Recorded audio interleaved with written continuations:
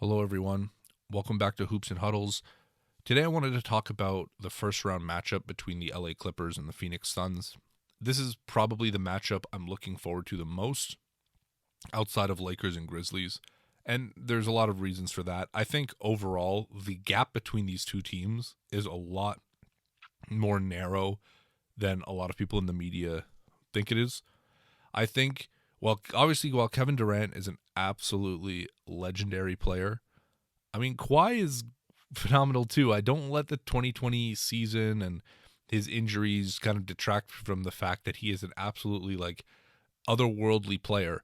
And both of them can kind of get into zones when they play where they can't be stopped. Doesn't matter how you can test them. So I think this series overall, in terms of the best player, Durant versus Kawhi, is actually a very, very good matchup. I also think that people have underrated the Clippers just based on their record. I see a lot of people, especially that Paul George is out, a lot of people are looking at this team like they're dead on arrival.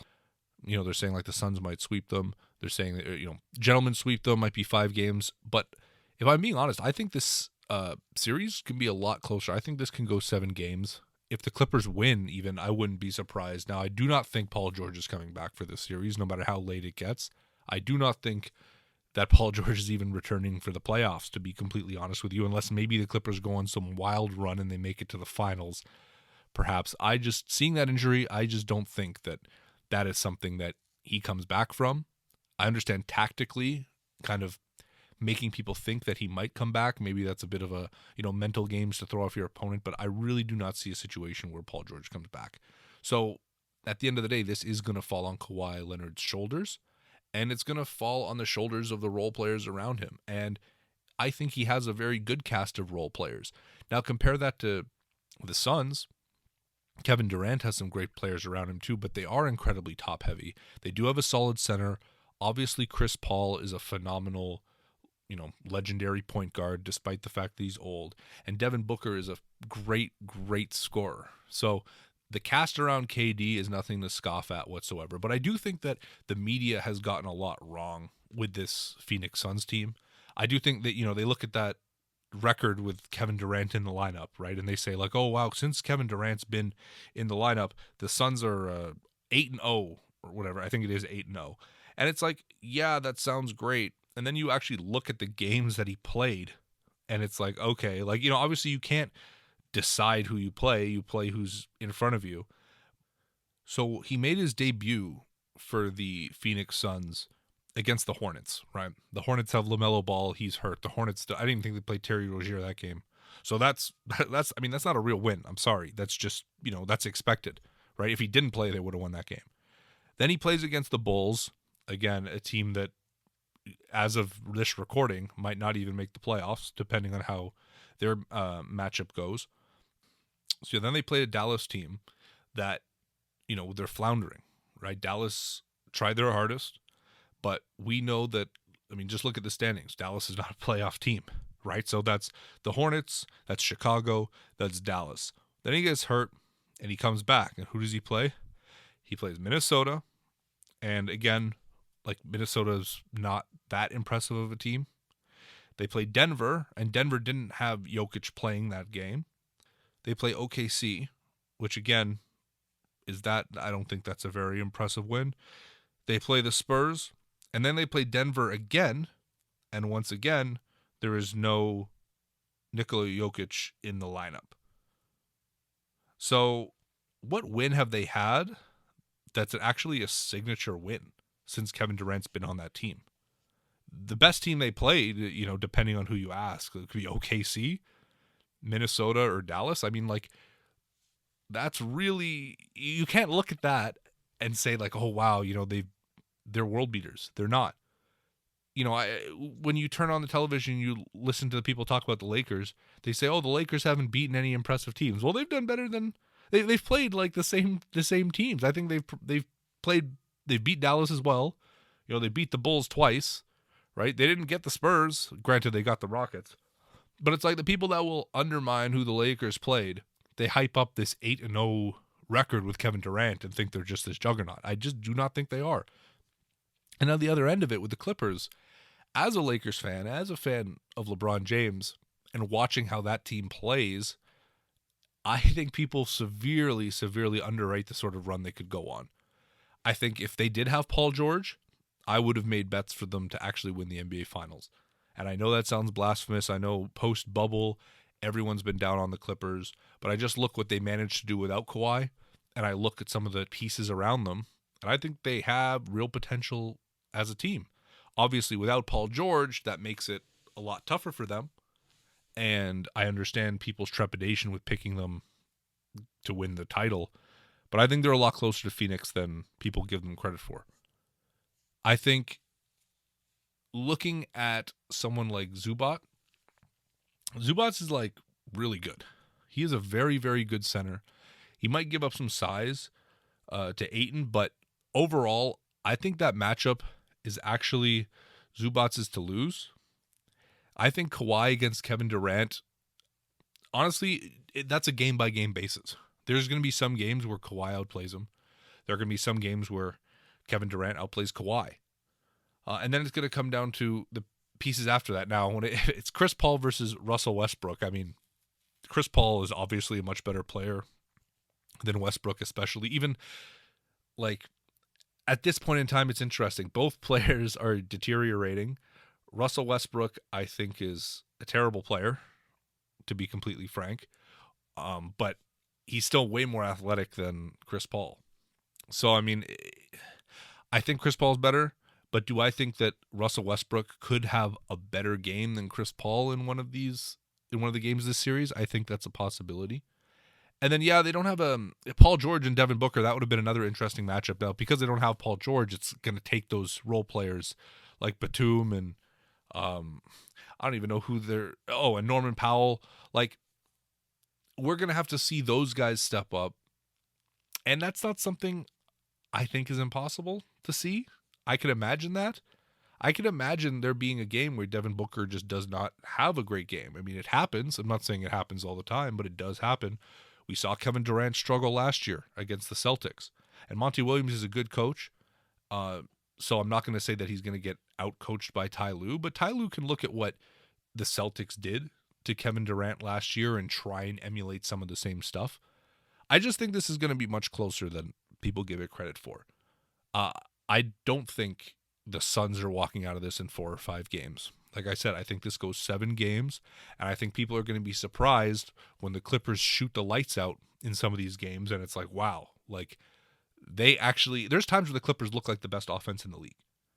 So I think that that's something people are going to be very surprised with seeing. This Clippers season in general has been so up and down. I think they don't have a vocal leader like a LeBron James in the locker room. So their leadership it comes down to Ty Lue trying to motivate the team. And, you know, when they look at Kawhi Leonard, they see his load management, they see his attitude. I think it makes it difficult for some players to give every game their best effort.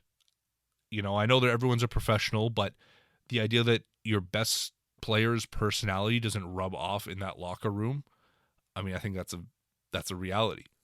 And so that's why maybe the Clippers have struggled more than their fan base would have liked. I know also they complain about not having a solid, real point guard.